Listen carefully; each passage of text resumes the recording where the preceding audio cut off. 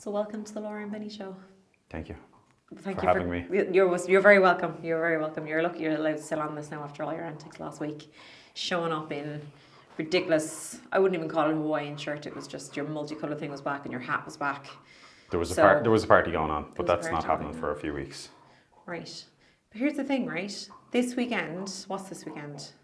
It's Paddy's weekend. Right, so that's why you got the emerald green on. So I've got my green jacket, I've got my orange, my pale skin can be my white.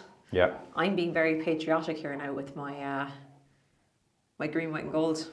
Where's your Paddy's weekend get up? You had a reason to get dressed up. It's true. I missed the boat, didn't I? You did. Like I even did it. You did. I assumed you were going to get dressed in your green. Paddywhackery. It's not a word. Paddywhackery is most definitely a word. Says who? It's pointed out in the dictionary to me. Paddywhackery. I say if you Google it now, it'll come up there now. That's not the dictionary, that's Google. Paddywhackery is a common known word. Okay, what's the definition? Paddywhackery is like all sorts of Irish shenanigans that people get up to. Okay. So happy Patrick's weekend. Thanks. That's what I'm calling it. Patrick's weekend. Patrick's weekend. It's no longer just one day. No, it really is a whole weekend affair. Yeah. But and we spent our bank holiday Monday apparently doing podcasts. We did. Yeah. There's no such thing as a day off. It's all go. Yeah, that's it. But this week we have a guest who came in and chatted everything music, ceremony music, reception Ceremony music. singer, Fiona Kennedy. Yeah. Not just ceremony though, reception as well. Yeah, but we were having a chat to her and she really is primarily, she's like church music, church singing. She likes that the most, I think.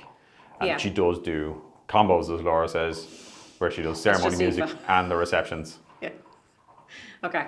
But she does civil ceremonies as well as church, because you said church wedding. She's not just the church wedding singer. Big on the church though. She like the priest like her. Priest like her. She's got the priest on side. That's it. But Fiona came in and chatted everything, kind of like music. But we learned loads from her. I learned loads about Fiona. She's not just a wedding singer. She's so much more. It's a great conversation, yeah. But I won't ruin it for everybody by telling you now in this pre-podcast before Fiona's podcast. But I put my money where my mouth is. Did you? Because I was wondering, would you? Go on. I just bought 2 tickets. Well done. Now who's the second? See Fiona's show. You know I'm not going. Who's the second it's all right. person? None of your business. You're a fair. Yeah, you're going on Tinder later to find someone to go to the Fiona show. Do you know how to use Tinder? I'll download it or something. Did you ever use Tinder? No, I didn't. Tinder was after us. Yeah, no, neither did I. I feel like I've missed out a whole part. Maybe we should just go on Tinder for the crack. Chatting about Tinder for the crack. See how high we score.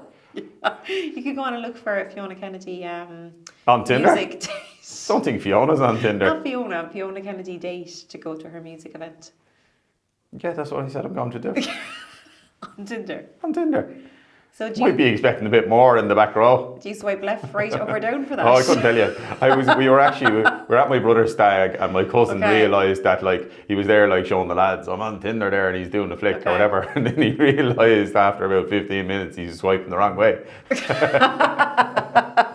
Did anyone actually come back and be like, yes please, I would like a date? He wasn't willing to pay. Apparently there's all these catches. So really? So we were up in Belfast. Okay. And apparently you pay a fee, so if you're in Belfast for the night out or whatever, you can pay a fee to see people locally who are up for the shenanigans, the Paddywhackery, if you will. You pay a fee, and then within that kind of gives you a local radius of quicker connections rather than the long-term connections if you're looking for the quicker connection, say for one night out in Belfast. But he wasn't willing to fork it out. He was having the crack with the lads. This was what he was telling me, but swiping the wrong way. Okay.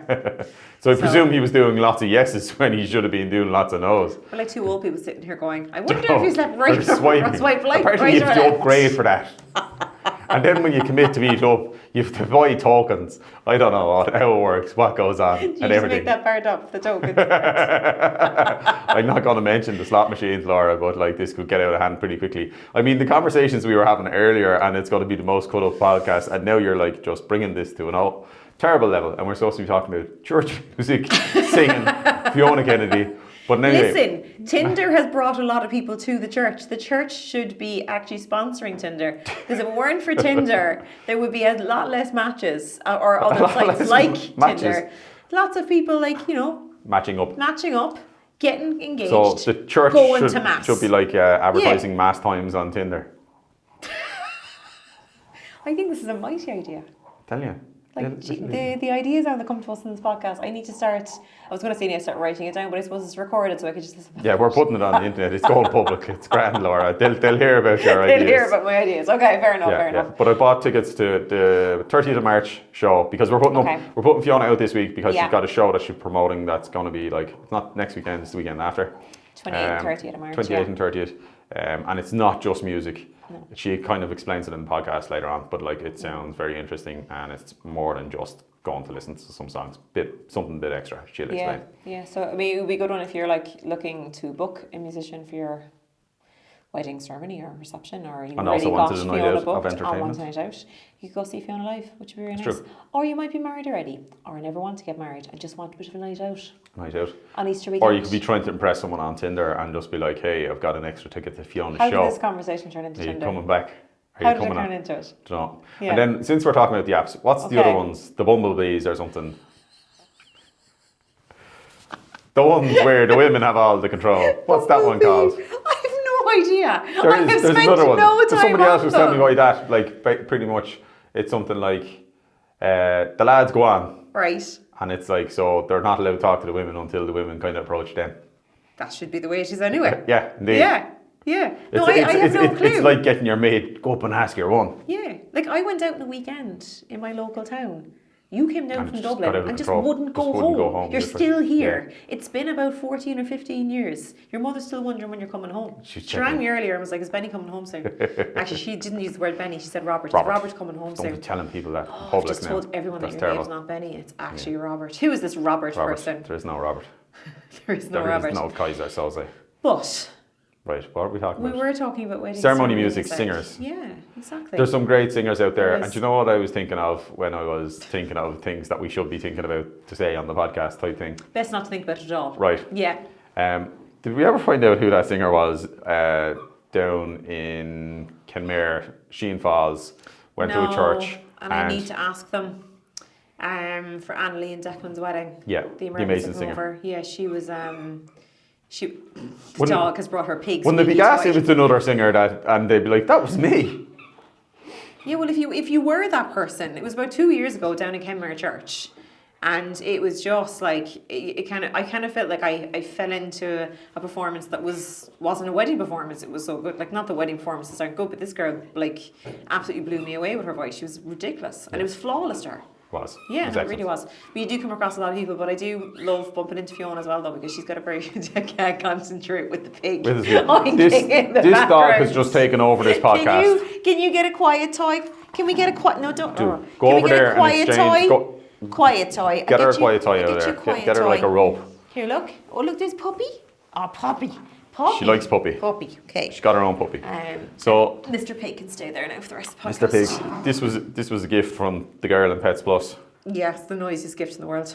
Yeah. Unfortunately, the squeak hasn't gone. But anyway, back to Fiona. I do love him.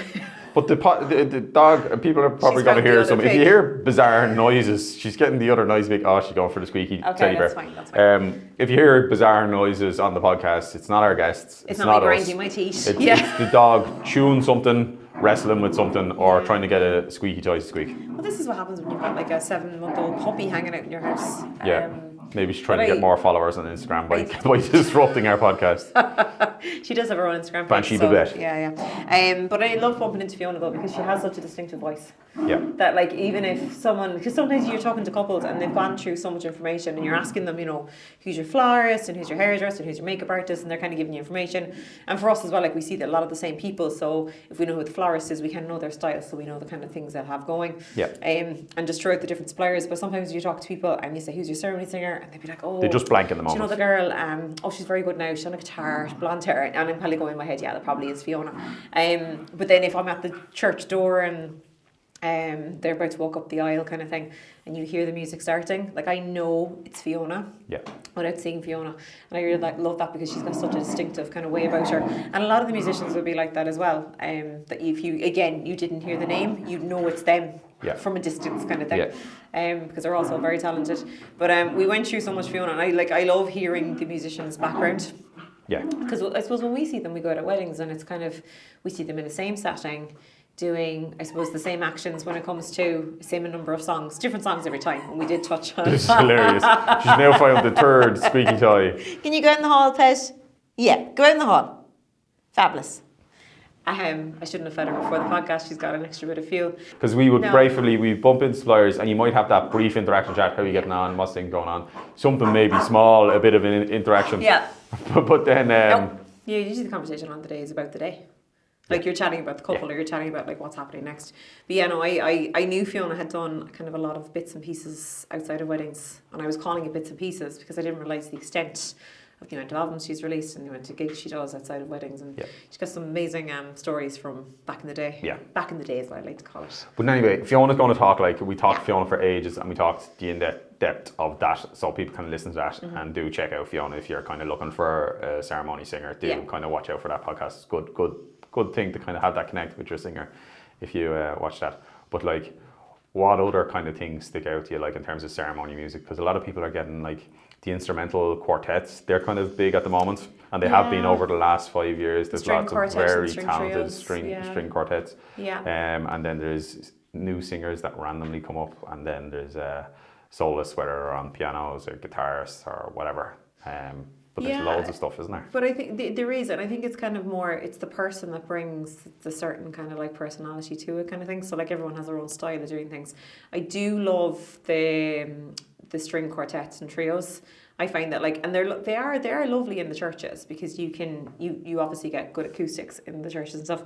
But I find, when you're in a civil ceremony and you have the string trio or quartet there, I think because the space is just a little bit, it's just a bit smaller kind of thing, and I suppose you can see them because sometimes, the way you'd hear things in a church, but they could be up on a balcony or they could be kind of tucked around the side. But I think the visual of a string quartet, I've seen them actually play instruments and 3 different instruments. Exactly, I think it kind of adds to it. So I think when you're in the civil ceremony, that's just me personally, I find when I'm in the civil ceremonies, I think I pay more attention to the instrumental, the quartets, the trios, when you can actually physically see them. And they're usually quite close to the bride and groom, so they can actually see them as well, because they a lot of time positioned kind of like up the top, to the left, to the right. Obviously it depends on the space, it might not be the case, but the majority of the time, so it's kind of like it's in everybody's eye line, and I think that works really, really well.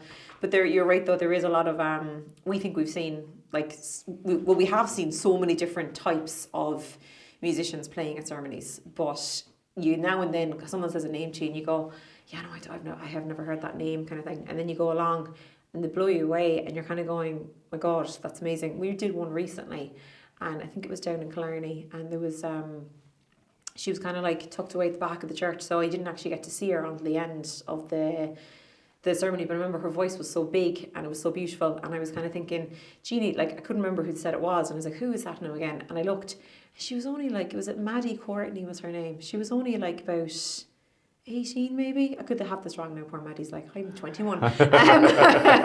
But she looked really young kind of thing, but she's this really small young looking girl. Oh my God, the voice on her was just amazing. Yeah. She was in a big cathedral, and she was able to, like, as a soloist with just a guitar, like, hold people's attention for the songs that she did play. It was amazing. Yeah, no, it was great. I think when you were inside in the sacristy signing, because that's what they do in Killarney Cathedral. Yeah. She sang a couple of songs. I think she got her a round of applause really when you wouldn't expect it again. Yeah, well, that's it. And I think to get a round of applause in a church, you see it sometimes.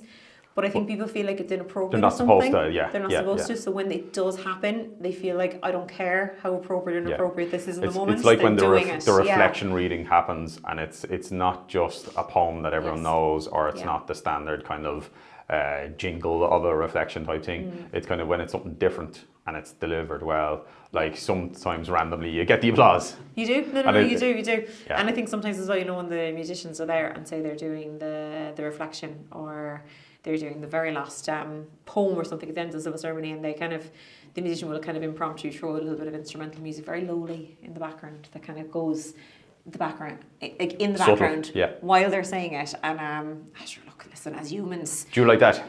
I do, because it kind of, you're probably going to say, no, I don't. I prefer just to hear the reading. Go on, tell me what you think. No, I'm just asking you, do you? No, I do like it I'm because not saying I don't like it. I'm just saying what it's doing is it's numbing two parts of your brains. It's numbing two parts of your brain. It's numbing your brain. It's occupying your brain while you're also listening to words. Yeah. And it can really be positive. positive. A bit, I think. Oh, you're going for well, this is a new one. She has taken it. You should have taken her pig, and she's gone. As Derek Burke said, a Springer will find a way. We better move those cakes. Are you getting down? How are you going to get down again? Come on this way. Oh, puppy. Down she goes. Yeah, it's kind of like we were warned. We haven't seen whatever stories we had. He goes, you haven't seen half of it because Springers find a way. They'll be up on everything. But that's gas now. That she didn't. She just did it because she knew you were going to where you put the pig. I kind of feel like the people that haven't come in, like there's loads of people coming in to do podcasts with us, but the people that haven't come in, I kind of like, I have a pre-warning. Please say you like dogs. Do you like puppies? And do you like to be jumped at while you're trying to concentrate on a podcast? Yeah. She's now getting on the table for her pig. Banshee. That's gas. Maybe we need to do Banshee podcasts. A Banshee podcast and just do a Banshee podcast. But I suppose as well, we should probably let people know, like, there's a bit of a live pre-recorded trickery. It's kind of, we should probably lean into it a bit more the way Graham Norton does. And he's like, oh yes, this is live. And then he's talking, oh no, you can't mention that date because this show isn't going out yet, type thing. Well, at this point, they're going to have to put on Christmas jumpers like in a few weeks because by the time that the amount of people are coming out week to week will be into Christmas. They're going to have to dress appropriately. Yeah. But we're engaging in a bit of trickery when we say it's going live. Don't tell people your tricks. Don't be giving away your tricks. I'm not giving away the tricks, but just in case some suppliers coming in and all of a sudden they're like, I'm live. They've started to go live. I'm supposed to tune in. I haven't been given an invite. Yeah. But it's like the panic of recording the behind the scenes of telling the dog to stop jumping on the table or whatever it is. Yeah. You just think you're being all smart and techy, finding ways around Instagram rules. No, I'm trying to put people at ease who are coming into the podcast. That it's not live. No, I know it couldn't be live. No. But singing live must be even, no matter how talented you are, there must be one, nerve-wracking, and then two, the response, like when you do get the round of applause, or the impromptu kind of response that you wouldn't expect, the bit of buzz. Like it must be kind of special kind of feeling. Oh, definitely, because I suppose you do things so often that it kind of becomes just second nature, and you're kind of just like not going through the motions, but a little bit, because you know the song, you've done it in this church before. I suppose for musicians, because they're kind of going to. When you restart, you've got such a flat tone. Do I? Yeah. But that's how we talk. I'm slacking you on the podcast. This is not off air. Like we've never had a conversation where a man's going, yeah, this is off camera now, and then start telling us stuff. No, you can't put that in the podcast. That was a tough conversation now this morning, wasn't it? Now I don't know whether we're on or off the podcast now at this point. I'm so confused. Is this on camera? Is it off camera? Should we just keep talking? What are we saying? Are we swearing? Are we not swearing? Here we go. But yes, Benny, you're dead right. When there is a round of applause in the middle of a ceremony because you've sang that song in that church before, and it could be a little bit of a going through the motions. But I find that on a wedding day, like it doesn't matter how many times you go to the same venue or the same church or you hear the same song. It's the people that have attended the wedding, they make it different each time. So like if you get that round of applause or you get that, I know, but sometimes there's magic in the air that the song is just amazing. Sing along. That should be something that happens. Sing along in church. You're lucky to be allowed one person sing, let alone to have them sing along. The priest sings along.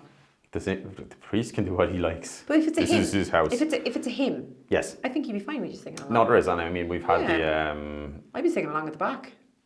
The lads singing the Elvis song along in Dingle when the whole was it English Irish or was it was all English? She just had an Irish connection. I suppose she had some Irish family, extended Irish family is the reason why I pulled them to her nanny Dingle. Still lives there. Her nanny.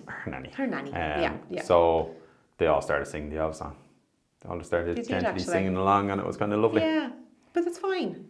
I think it's okay if those things happen. They should be allowed to happen. People should be able to interact, and people should be able to be like get involved in the wedding. Okay. Add to the wedding. So mums are allowed to go in the car to the church or to the ceremony. Yeah. So in the fancy car. Mums are now allowed we're breaking down all the barriers, and the crowd is allowed to sing in the church. Oh, 100%. Yeah. I don't see why not. I'm going to ask Father Tom now, is that okay now? And see what he says. Because Tom's coming up in a bit. It's just some of the priests want to be the ones singing. It's true. They like a good song. They do like a good song. She's back. It didn't take long. Do you remember that time we spoke to Jimmy? Do you remember Jimmy? No idea. Oh, Jimmy. Jimmy, right? And they were tight for time.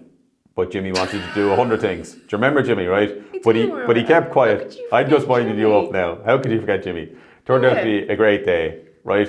But it was tough to keep everything in schedule. Because you know what Jimmy forgot to tell us about? That I'm a musician and I have musicians coming into the church. He got special permission to bring a whole band into the church. To be fair, he and kind he of was touched it. putting on a concert. As in, it wasn't your normal... Listen. They're just playing like the entrance and exit song, and he wants to do it a certain way. Fair, they were though, playing so much music. To be fair, the priests knew them, right? So they got away with everything. They got extra you wouldn't get away with usually in the church. Yeah. My favourite part about that was, so like literally, so like it is great that when you are a musician yourself and you've got like, obviously music is a big part of it, and you've got friends who are musicians. A lot of the time, friends who are musicians, they're kind of like, they're not the type of musician that would have played in a church before. So they don't know, kind of, I suppose, the type of song that would usually be played or what would usually be allowed. Now, at this stage, it didn't really matter because the priests or general etiquette. The priests really didn't care.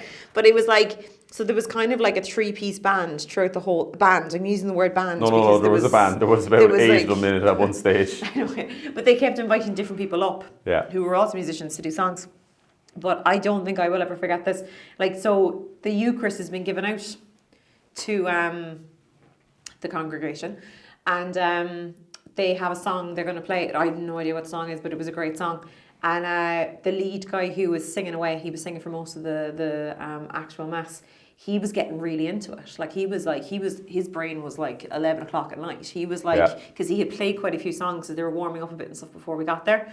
But it was so funny. So they're giving out the Eucharist. He's singing a song that you usually wouldn't get away with at that time anyway.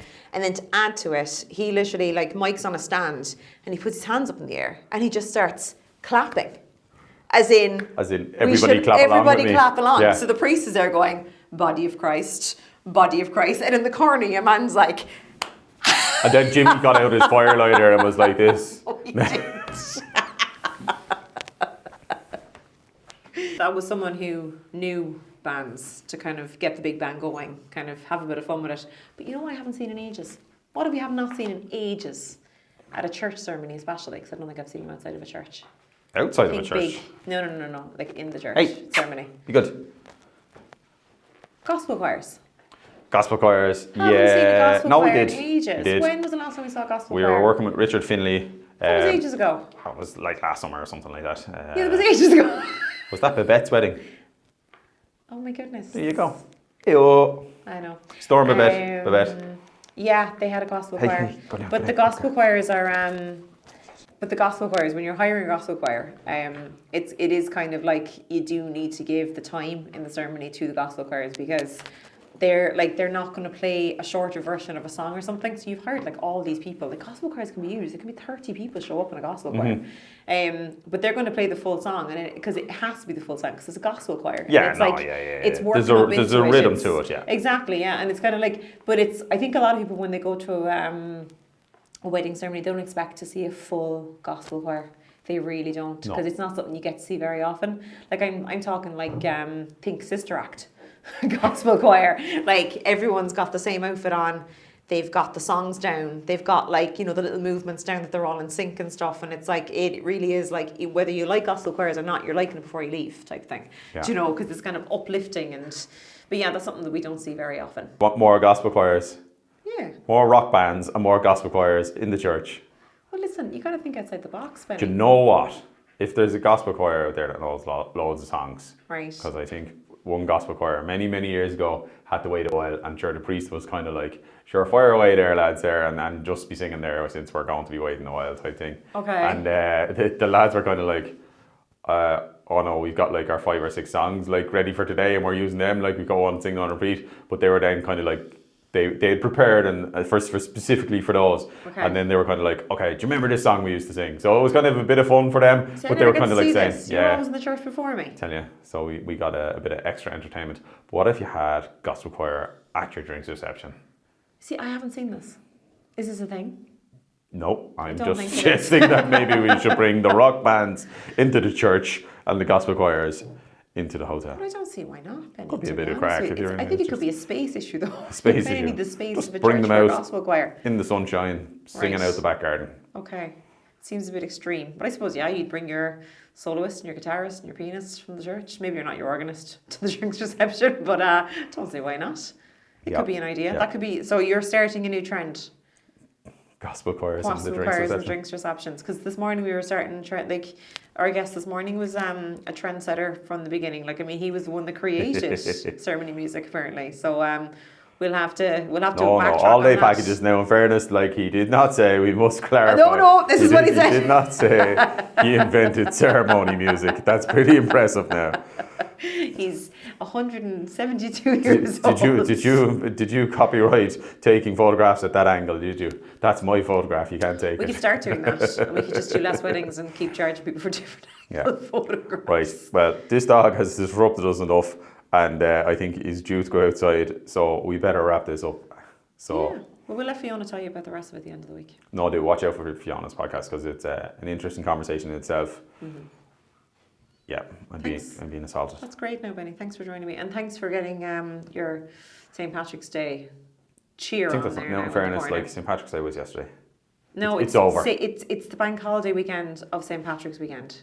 The tourists are still here, enjoying it.